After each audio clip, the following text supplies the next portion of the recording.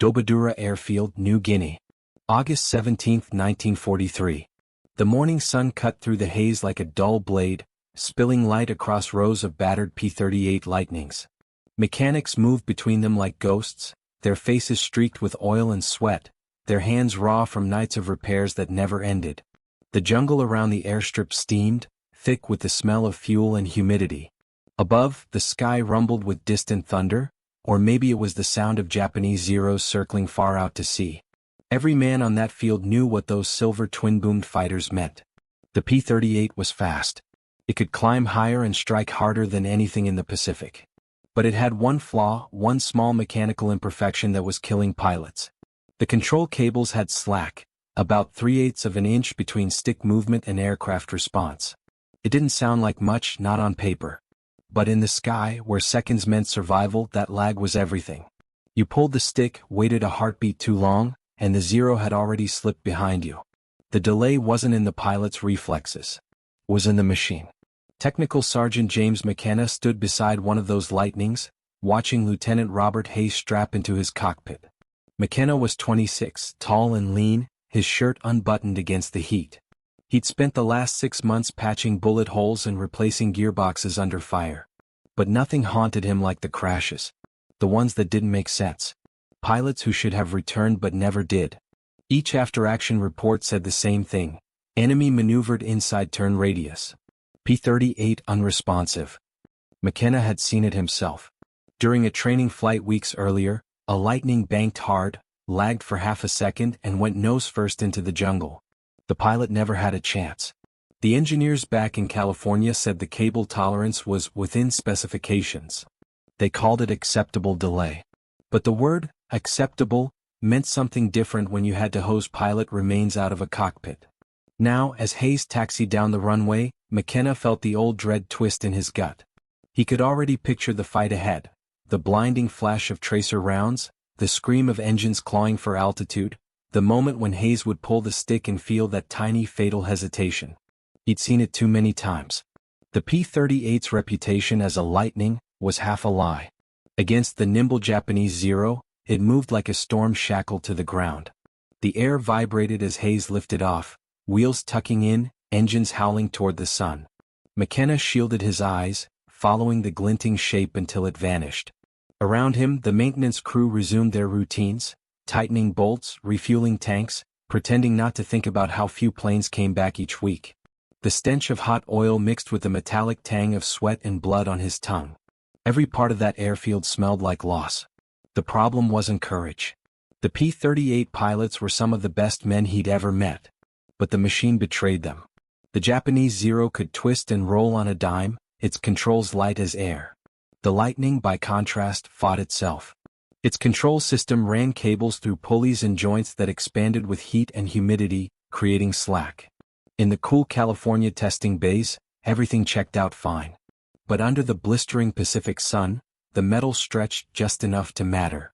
McKenna had reported it twice. Both times the engineering officers dismissed him.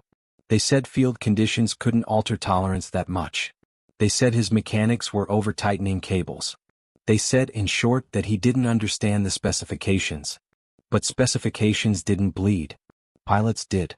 That morning, as the engines faded into the distance, McKenna crouched beside another P-38, his fingers tracing the taut lines of its control cables.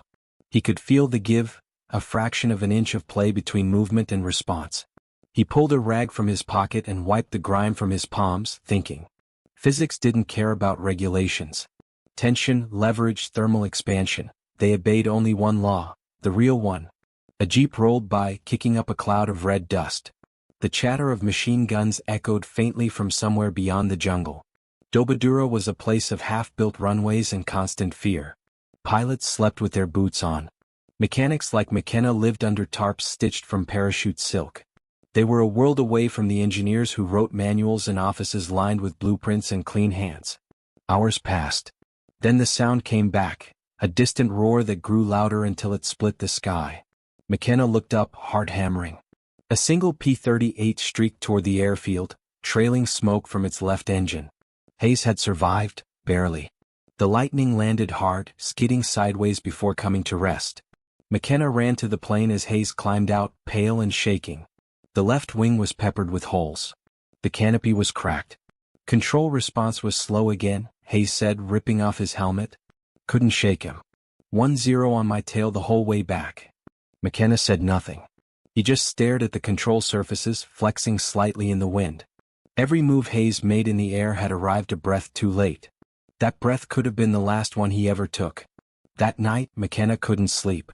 The jungle buzzed with insects, a constant electric hum that matched the restlessness in his skull. He lay awake in the tent, staring at the fabric ceiling as rain began to fall. The air was heavy with fuel and sweat. He kept replaying the flight in his mind. The lag, the near miss, the stubborn refusal of command to see the truth. 3/8 of an inch. That's all it took to bury a man. He thought about physics again, about the difference between motion and control, between trust and hesitation. He knew that somewhere hidden in the guts of that aircraft was the answer. It wasn't about courage or orders. It was about leverage, friction, and the will to act when bureaucracy froze. Outside, lightning flashed across the jungle sky.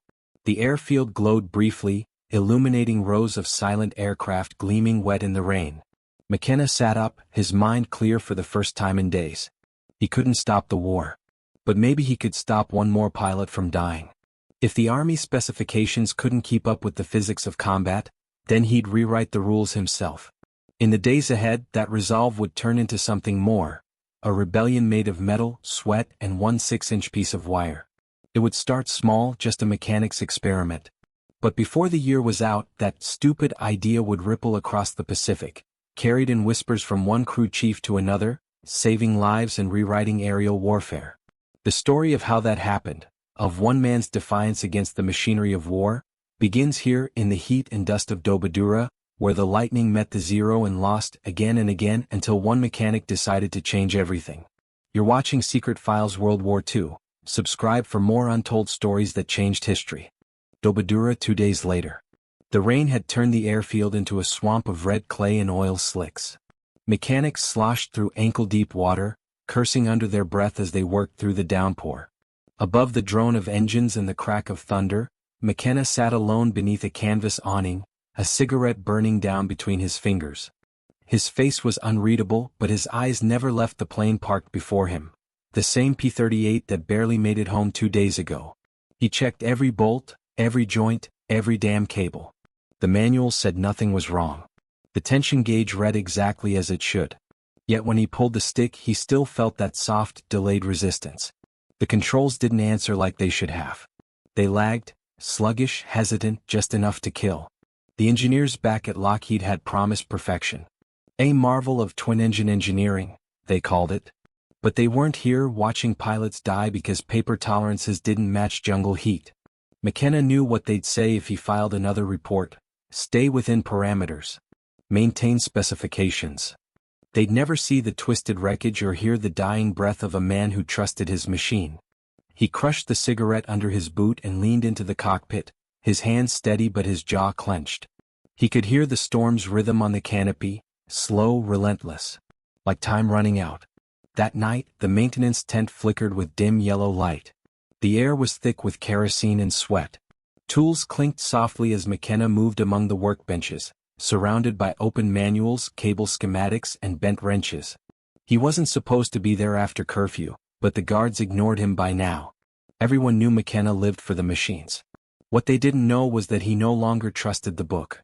He flipped open a flight control diagram, tracing the path of the elevator cable. Slack's not the problem, he muttered. Response time is. He imagined the cable stretching under stress, the pulleys heating up mid-flight, the system relaxing just enough to dull the controls. It wasn't a failure. It was physics. He scribbled notes on a scrap of ration paper, a rough equation in pencil. T equals K times delta L times tension. Then he tore it up. Numbers didn't matter. He needed feel. He needed touch. The tent flap opened and Corporal Finn, another mechanic, ducked in, wiping grease from his hands. You're still on that lightning, Jim?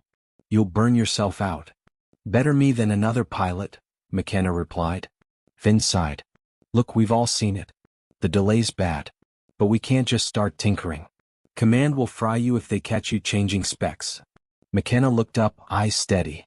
Then they can fry me after I fix it. Finn hesitated, then left him to his work. Hours passed. The only sound was the patter of rain and the rhythmic click of tools. McKenna loosened the cable lock nut, feeling the tension shift between his fingers. He adjusted it tighter, then released it. Too much tension and the cable would snap mid-flight. Too little and it would lag again. There had to be a balance, a way to add pressure dynamically without violating the cable's limits. He ran his thumb along the steel wire, feeling its texture cold and rough beneath his calloused skin. Somewhere in that resistance was the secret. He could almost sense it, like a tune just out of reach.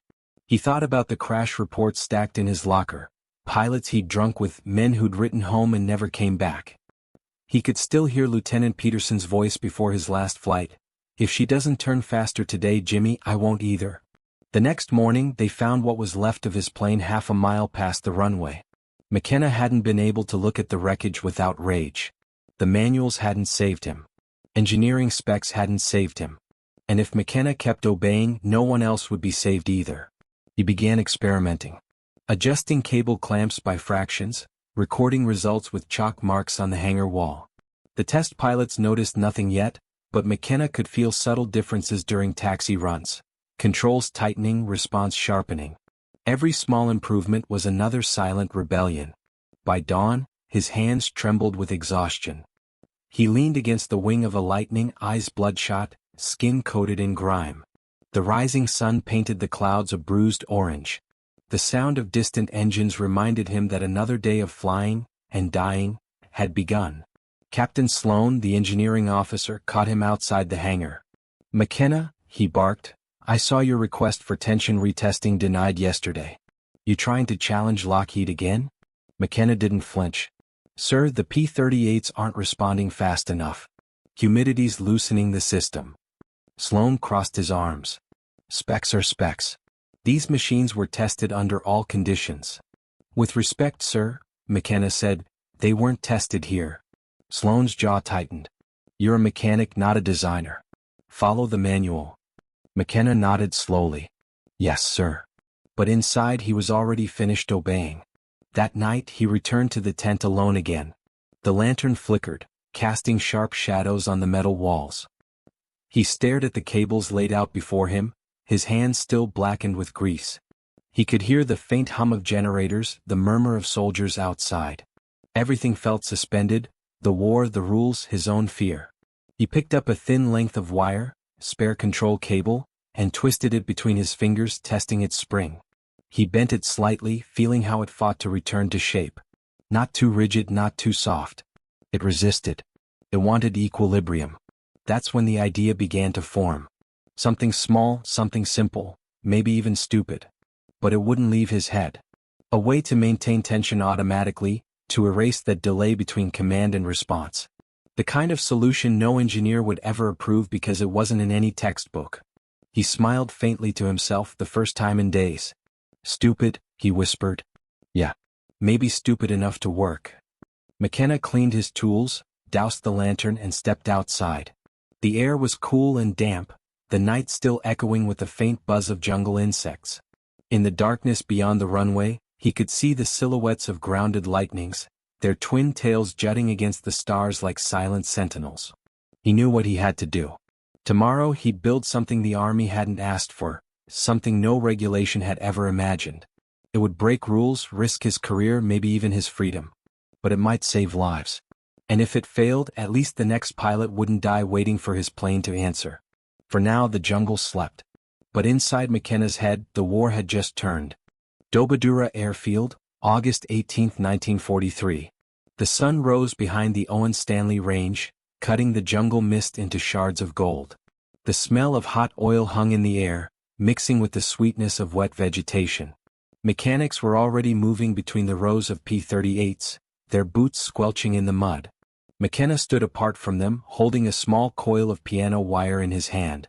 6 inches long. Thin. Silver. Ordinary. And in that moment, it looked to him like salvation. He'd scavenged the wire from a broken crate of spare parts left by the Australians. Piano wire, used to secure field radios, sometimes for tuning resistant springs. He bent it experimentally, feeling its stiffness. When he released it, it snapped back into shape with a faint twang. Not too rigid. Not too soft. It remembered tension. McKenna ducked into the maintenance tent and laid the wire on his bench. Around him, the air buzzed with generators. The smell of grease and metal filled the small space. He grabbed a pair of pliers and began bending the wire into a Z shape, his hands moving with slow precision. He didn't know yet if this was genius or madness. Probably both. "Jimmy, what the hell is that?" a voice called from the doorway. McKenna didn't look up. "Improvisation," he said. Corporal Finn stepped closer, wiping sweat from his brow. "Looks like a coat hanger to me." "Close," McKenna replied, twisting the last bend. "It's going to keep men alive." Finn frowned. "You're not thinking about putting that in a plane, are you? You'll get shot for unauthorized modification." McKenna smirked. "If it doesn't work, I'll probably deserve it." He set the wire down beside the elevator control system he'd removed from a P-38. The cables were taut but sluggish, like sinew that refused to flex. He inserted the bent wire into a small tension bracket, wedging it between the housing and pulley. It acted like a spring, pushing back against the cable's natural slack, storing and releasing just enough force to keep it tight. A crude, improvised tensioner. The manuals would have called it structurally unsound. But in that tent, among the smell of fuel and fear, it looked like evolution. Finn watched silently as McKenna tightened the assembly, sweat dripping from his forehead. "You're serious," he muttered.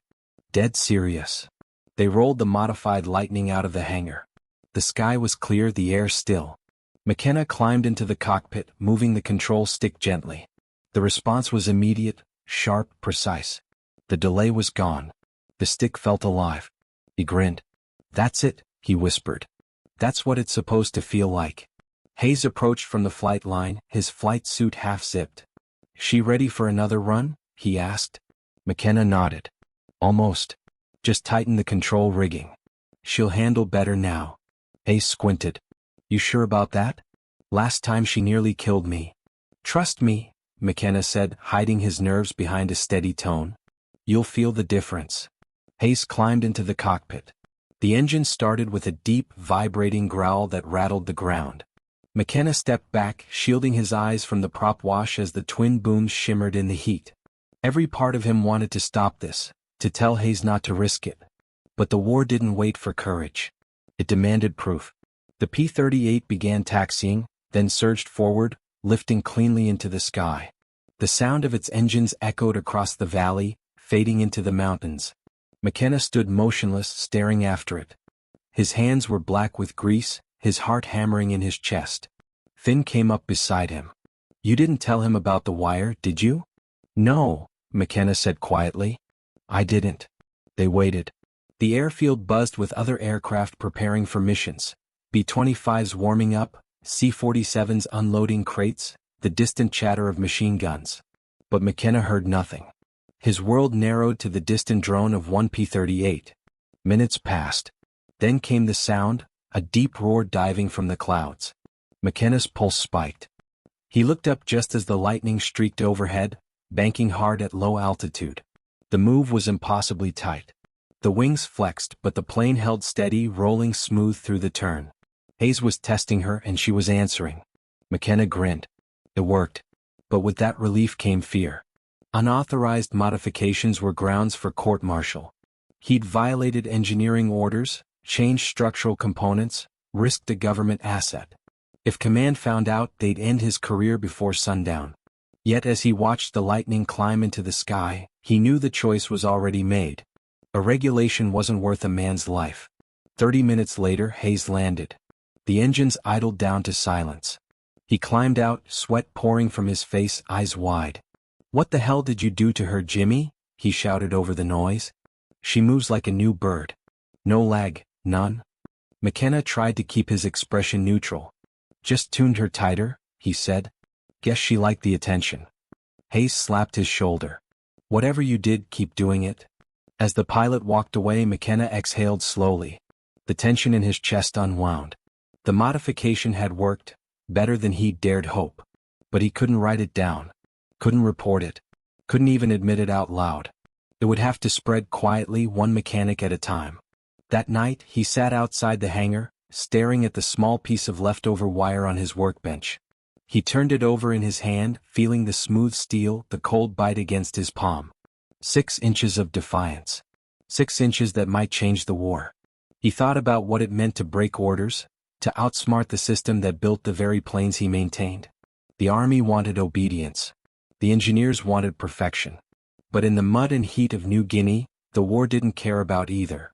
It cared about what worked. McKenna didn't sleep. He stayed up sketching on the back of a ration box, drawing the Z-shaped design again and again, refining the curve, adjusting the angle. It wasn't science anymore. It was instinct. The kind you earned by touching metal until it talked back. By dawn, the first rumor had already begun to spread. Another crew chief stopped by, whispering, "Heard you fixed the lag." "How?" McKenna just smiled. "Just keep your wires tight."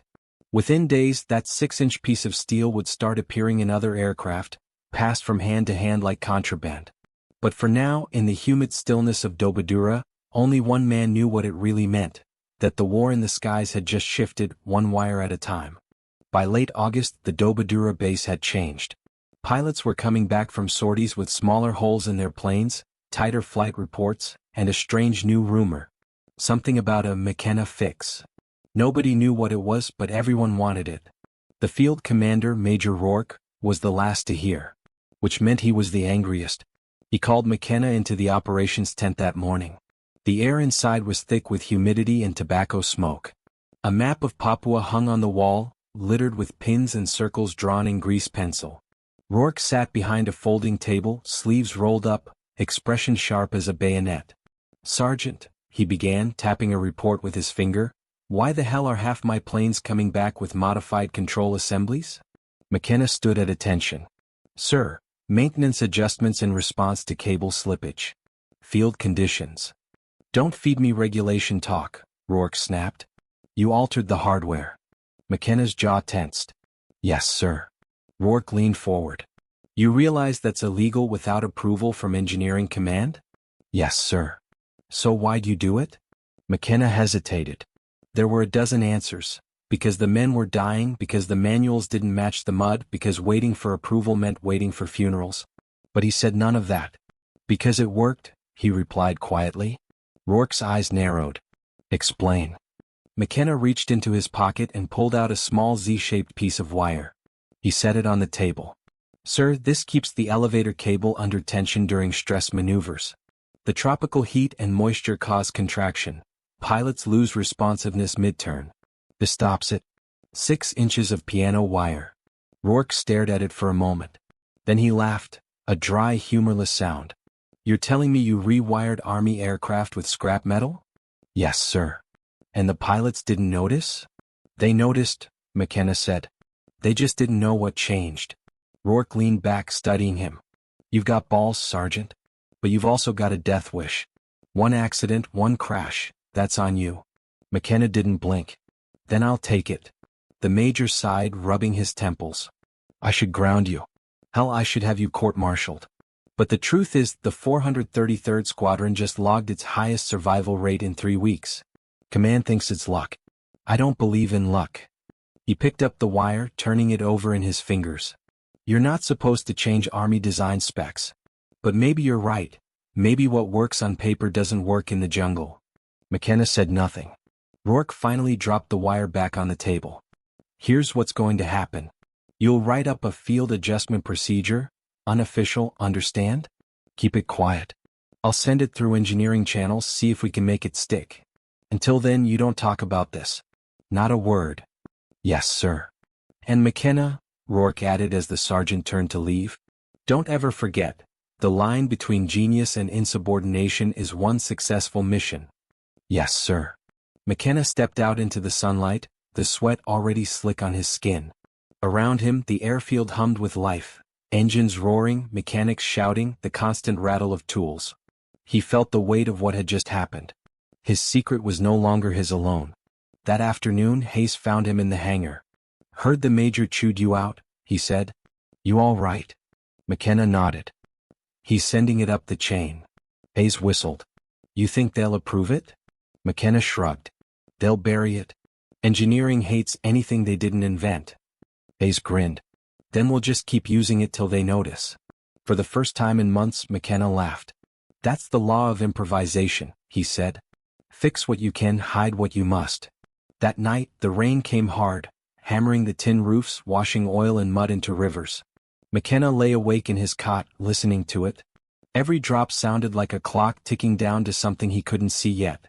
He'd started a quiet rebellion, not against orders but against the idea that rules could keep men alive. And somewhere in the dark, he knew this little invention was going to travel far beyond Dobodura. The next morning, a C-47 transport arrived from Port Moresby. As the crew unloaded crates, one of the pilots, an older man with an Arkansas drawl, wandered into the hangar and spotted the modified P-38. That one handles like a dream, he said casually. Heard it came from here. McKenna froze. The rumor had already flown faster than the planes themselves. The man leaned on a crate and grinned. What's the trick, Sergeant? McKenna looked at him for a long moment, then just said, keep your wires tight. The pilot laughed, tipped his cap and walked away. McKenna turned back to the aircraft, hand resting on the smooth aluminum skin. The war would never know his name. But somewhere out there, men would come home alive because of 6 inches of stolen wire. Dobodura Airfield, September 2, 1943. The morning sky was thick with haze, the kind that blurred the mountains and turned the jungle into a gray-green mass. Mechanics moved like ghosts through the mist, rolling fuel drums and checking ammunition belts. The air smelled of sweat, oil, and the faint rot of the tropics. In the far corner of the strip, Lieutenant William Billy Hayes climbed into his P-38, callsign Red Fox. His aircraft carried the wire modification, McKenna's hidden trick. The target that morning was a Japanese supply convoy moving along the northern coast near La. The mission brief was simple. Fly low, strike fast, return before the afternoon storms. Hayes had done it dozens of times. But today something was different. The brass had added a new pilot to his wing, Lieutenant Dennis Clay, fresh out of Townsville, barely 21. McKenna watched from the line as both Lightnings taxied to the runway. He caught Hayes's eye and gave a small nod. Hayes returned a thumbs up through the canopy, the sunlight catching on his goggles. The twin Allison engines roared, shaking the air, and the 2 planes accelerated down the dirt strip, lifting into the pale morning.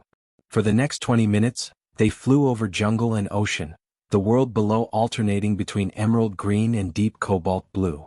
Radio chatter was light. Hayes's voice came through the static, calm and clipped. Red Fox to Blue 2. Check fuel mix. Keep it tight. Clay replied, Roger that, Red Fox. When they reached the coastline, Hayes spotted the target. 3 barges hugging the shoreline, each covered in camouflage netting. Japanese soldiers were visible on deck, scrambling for their anti-aircraft guns. Hayes banked low. All right, Clay. Let's wake them up. The first pass was flawless. Hayes released his bombs at 200 feet, scoring a direct hit on the lead barge.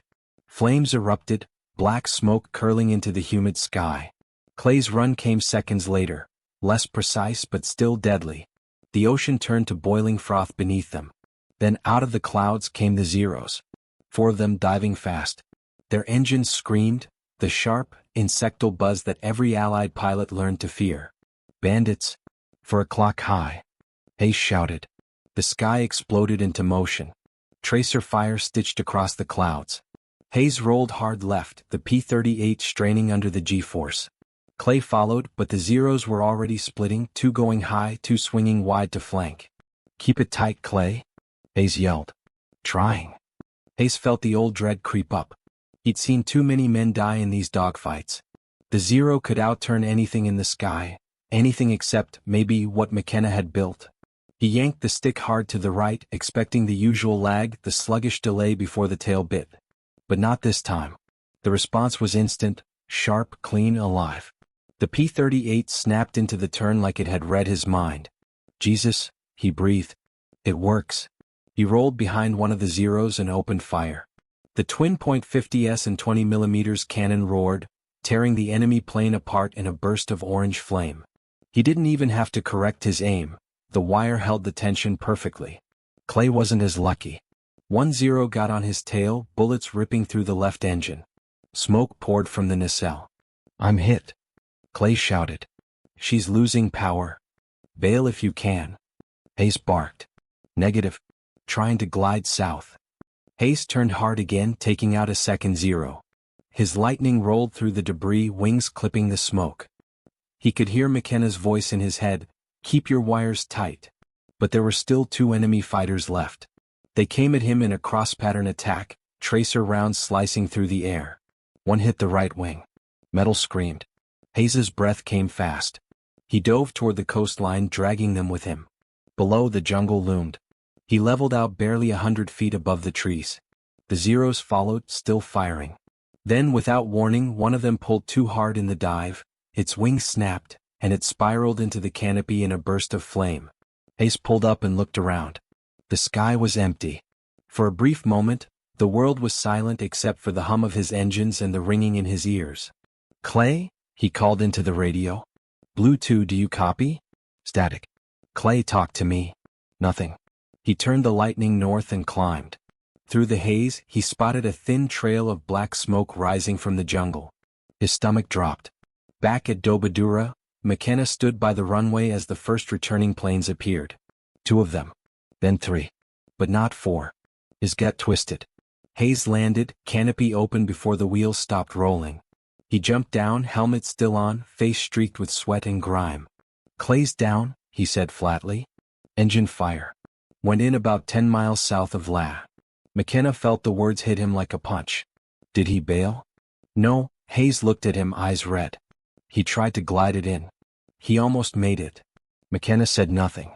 The sound of the rain beginning to fall on the tin roofs filled the silence. Hayes glanced at the ground, then back at him. "The mod works, Jim. It saved my ass. But it couldn't save his." That night, McKenna sat alone in the hangar, staring at the half-finished Lightning in front of him. The rain hammered the roof, turning the airfield into a swamp. He thought about the thin wire hidden in every control system. His little rebellion. How many lives had it saved today? How many would it fail tomorrow? He pulled the wire spool from his kit and ran his thumb along it. It was smooth, cold, and mercilessly simple. 6 inches of wire couldn't bring Clay back. But it could keep someone else alive long enough to make it home. McKenna whispered to himself, "Not perfect. Just better." Outside, another flight took off into the storm, the twin engines howling into the night. Dobodura, mid-September 1943. The war had a rhythm: morning sorties, afternoon repairs, and the endless groan of generators through the night. McKenna had fallen into it. Each day brought new bullet holes, new pilots, new ghosts. But this week something else arrived too: attention. The kind that didn't come from the front lines, but from officers in crisp uniforms who never smelled engine oil. They called it inquiry, but everyone knew what it meant. Headquarters had caught wind of an unauthorized modification spreading through the 5th Air Force. The memo used the word tampering. The brass didn't like improvisation. They liked procedures. McKenna stood outside the makeshift office tent when the jeep arrived. 2 men climbed out, one with captain's bars, the other a civilian in wire-rimmed glasses carrying a clipboard. The captain didn't smile. The civilian didn't look up. "Sergeant James McKenna?" the captain asked. "Yes, sir." "You're to accompany us to Port Moresby for technical review." McKenna's mouth went dry. "Review of what, sir?" The captain glanced at the clipboard. "Your adjustment." Inside the tent, Major Rourke looked furious but helpless. "You brought this on yourself," he said quietly. "I told you to keep it quiet." "I did," McKenna said. "The pilots didn't." Rourke sighed. "That's the problem. When something saves lives, it spreads faster than orders." The jeep ride to the airstrip was silent. The jungle flashed by in streaks of green and mud. McKenna sat stiff in the back, the wire spool still in his pocket. He'd never expected to leave Dobodura this way, not in chains but not exactly free either. At Port Moresby, they led him into a canvas hangar where a row of P-38s gleamed under floodlights. Engineers in white coveralls moved like doctors around them. On a workbench lay a disassembled control system, and on the table next to it, his wire. The civilian finally spoke. "So you're the one." McKenna didn't answer. The man picked up the Z-shaped piece of metal and examined it like an artifact. "You understand this violates aircraft maintenance protocol?" "Yes," McKenna said. "And it fixed the delay." The man raised an eyebrow. "You're not an engineer." "No," McKenna said. Just the guy who has to watch what happens when the engineering fails. That shut the room up for a second. The civilian introduced himself as Mr. Ellsworth, liaison from Lockheed's Pacific Service Division. "We've heard rumors," he said, turning the wire over in his hands. "Pilots claiming the P-38s are suddenly snappier, more responsive." McKenna nodded once. "They're right." Ellsworth gestured to a test rig. "Show me." For the next hour, McKenna demonstrated the issue: the natural slack that developed after hours of flight, the heat warping the cable guides, the fraction of a second lag that made the difference between life and death in a turning fight. He showed how the simple addition of tension, maintained by the piano wire's elasticity, eliminated the play entirely. When he finished, the room was quiet except for the soft ticking of cooling metal. Ellsworth finally said, "You did this with no authorization, no blueprint, and no testing data?" McKenna met his gaze. "With pilots dying, sir, I didn't have time for data." The captain beside him looked ready to explode, but Ellsworth raised a hand. "It's crude. But it's correct." The captain scoffed. "We can't have sergeants redesigning airplanes in the field." "Maybe we should," Ellsworth said. He set the wire down gently. "I'll file a report. No promises. But I've seen worse ideas make it to production." As McKenna was escorted back to quarters, one of the younger mechanics from another unit stopped him in the hallway. "Hey, you're the wire guy, right?" McKenna blinked. "What?" "The fix. Heard about it from the 9th Squadron. They're using it now too." McKenna almost laughed. "I thought they'd bury it." "Too late," the kid said with a grin. "It's everywhere." That night, McKenna sat by the runway, smoking a cigarette and watching the silhouettes of lightnings taxiing under the moonlight. Somewhere out there, pilots were turning tighter, flying sharper, living longer. And none of them knew his name. A week later, Ellsworth sent a message through official channels. "Field modification demonstrates measurable improvement in control response. Recommend controlled integration in next production variant. Suggest discrete commendation to original source, Sergeant J. McKenna." Rourke handed McKenna the copy himself. "You got the commendation," he said. "Unofficially." McKenna looked at the paper. "Unofficial's fine." He folded it into his pocket. Outside, a transport was unloading crates, parts, tools, and somewhere in the mix, a small shipment from Lockheed labeled cable tensioning springs, temporary field use. The war had a way of swallowing credit, but it also had a way of spreading truth through rumor. The men in the air didn't care about memos or protocols. They cared about staying alive. And now they had something that gave them a chance. Rourke watched him walk back toward the hangars. "What are you going to do now?" he called. McKenna didn't turn around. "Same as always," he said. "Keep them flying."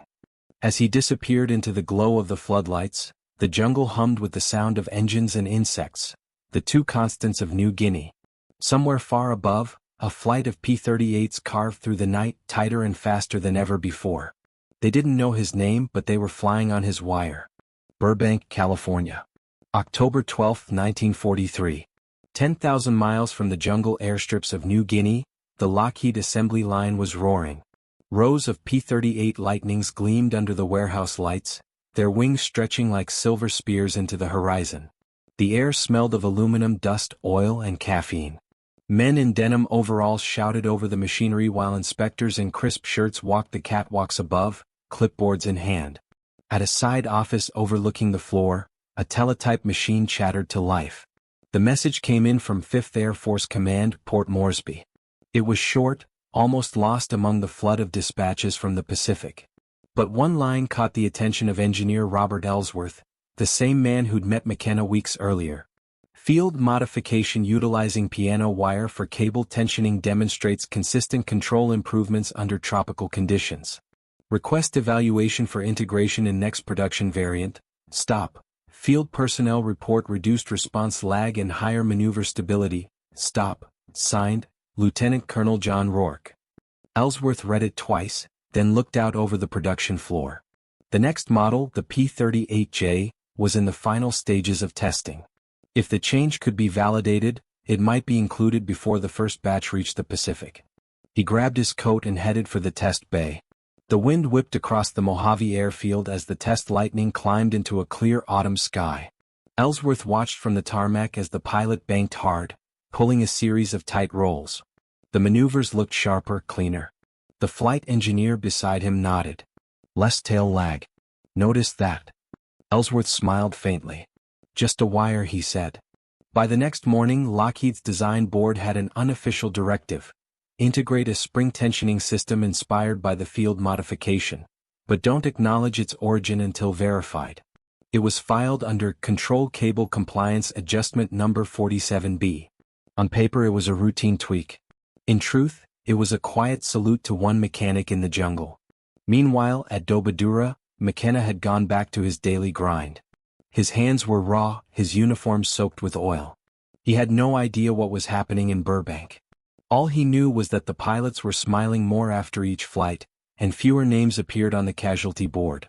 Hayes still flew every mission, every time returning with the same grin and a tap on the fuselage.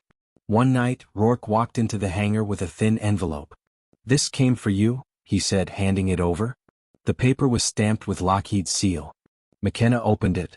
Inside was a single typed note. "Your field solution has been reviewed and approved for controlled integration. P-38J production to include derivative of Dobodura modification. Congratulations. Lockheed Engineering." He read it twice, eyes narrowing. "Derivative," he muttered. "Means they'll take it and rename it." Rourke smirked. "Welcome to the Army." McKenna tucked the letter into his pocket. "As long as they use it." A few weeks later, supply crates began arriving labeled with new parts, officially sanctioned, factory-produced, and stamped with inspection tags. The mechanics unpacked them and found a refined version of the same tensioning system McKenna had built from scavenged wire. It was clean, elegant, perfect in its geometry. The first time they installed one, Hayes climbed into the cockpit and flexed the control column. "Feels the same," he said. "You'd never know the difference." McKenna smiled. "That's the point." By November, the Dobodura squadrons reported a 30% reduction in control-related failures. Pilots could outturn zeros in dogfights and hold formation in rough air. The field reports were glowing, though none mentioned the sergeant who had started it all. Then one afternoon, as he worked under the belly of a Lightning, McKenna heard the sound of boots crunching on gravel. A courier from command handed him a sealed message pouch. Inside was a formal notice. Commendation of Service, Technical Sergeant James McKenna, 5th Air Force Maintenance Division, for innovation contributing to flight performance and combat survivability. Filed under confidential, not for public release. He laughed when he read that last line. Confidential. Even his recognition was classified. That evening he joined Hayes by the runway to watch the sunset. The sky was orange over the jungle, the air thick with heat and the smell of fuel. "They say they're building new Lightnings with your trick already in them," Hayes said. "They're not mine," McKenna replied. "They belong to whoever flies them." Hayes lit a cigarette. "You ever think about what happens after all this?" McKenna shook his head. "After the war, nobody'll remember who bent a wire in the mud. They'll just remember who came home." A distant rumble echoed across the airfield as another squadron took off, the twin engines tearing through the twilight. The sight never got old, the silver shapes rising from the ground like something divine, powered by courage, metal, and one little act of defiance. Weeks later, in a Lockheed design office, Ellsworth wrote one final note into the P-38J documentation log. Control responsiveness improved through revised tension system. Field innovation origin. Pacific Theater, 5th Air Force, Dobodura Detachment. No further action required. He paused before typing the last line, then added by hand. Mechanics Field Solution, brilliant simplicity. He signed his initials and closed the file. Back in New Guinea, McKenna wiped his hands on a rag and leaned against the wing of a P-38 as it idled on the line. He couldn't hear the Pacific waves or see California, but in some way he knew. His idea had crossed the ocean. "You know what's funny?" Hayes said, shouting over the engines. "What?" "You fixed the plane, Jim. But you also fixed the odds." McKenna chuckled. "That's all I ever wanted." The engines roared louder. The plane rolled forward, lifting into the crimson sky. He stood there until it vanished, a dark speck swallowed by the horizon. Burbank, California. Summer of 1944. The war had shifted. Europe was burning and the Pacific was grinding forward island by island. Inside Lockheed's massive production hall, hundreds of gleaming P-38Js stood ready for shipment. They were faster, stronger, and far more responsive than the early models. Each one carried, deep inside its frame, the ghost of a jungle-born idea, a 6-inch wire that had no patent, no name, and no inventor officially credited. The engineers called it the internal spring tensioning system. The pilots called it the fix. But to the men who'd been there, the ones who had sweated in the mud of Dobodura, it was something simpler: McKenna's wire. The modification spread across the Pacific like a secret religion. Squadrons from New Guinea to the Solomons began reporting what the 5th Air Force already knew. The new Lightnings could finally fight toe-to-toe with the Japanese Zero. For the first time since 1942, American pilots were no longer running defensive. They were chasing. In combat reports, the shift was clear. Before the change, kill ratios had hovered near 2-to-1 in favor of the enemy. After the integration, they leveled. By early 1944, they were climbing the other way. The difference wasn't luck or training or new tactics. It was control. And it all traced back to a single act of defiance in a humid tent in New Guinea. McKenna never saw a factory. He never sat in a design meeting or read a technical manual. He just kept fixing planes. By the time he rotated out in late '44, the P-38 had become a legend, the plane of aces like Richard Bong and Thomas Maguire, whose victories rewrote air combat in the Pacific. Neither man knew who to thank for the aircraft's newfound agility. They just called it perfect balance. When McKenna arrived back in the States, the war machine had already moved on. New projects were underway: jets, rockets, bombs. No one cared about a wire trick. He returned quietly to civilian life, taking a job in a small machine shop outside Bakersfield. He never talked about the war. The men who did what he did rarely did. Years later, after his death, his daughter found an old cigar box in the attic. Inside were faded photographs, a folded commendation, and one piece of Z-shaped piano wire. There was a note taped to it in his careful handwriting. 6 inches of doubt. 6 inches of courage. She didn't understand it then, but historians would. Decades later, in an Air Force engineering review, the story resurfaced. The internal correspondence between Lockheed and the 5th Air Force had been declassified. Analysts traced the origin of the field tensioning modification to one man, Technical Sergeant James McKenna, Dobodura Airfield, 1943.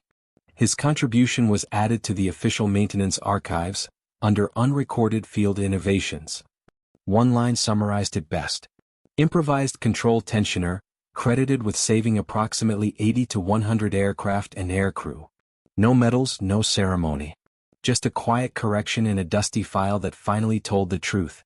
Meanwhile, the physics McKenna discovered, the principle of distributed tension under dynamic load, didn't die with the P-38. The same concept evolved into adjustable control linkages in Korean War sabers, and later into the early fly-by-wire compensation systems that guided aircraft through Vietnam and beyond. Every modern fighter jet still carries, in some abstract way, his thinking, the idea that precision isn't just about machinery but about feel. In 1973, a retired Lockheed engineer named Robert Ellsworth gave an interview to a military journal.